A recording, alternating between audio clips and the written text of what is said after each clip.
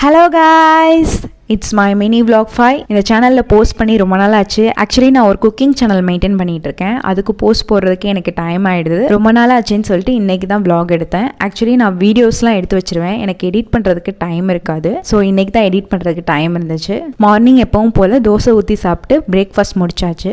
Breakfast முடிச்சுட்டு cake dean வாங்குறதுக்காண்டி எங்கள் local ஷாப்புக்கு போயிருந்தோம்.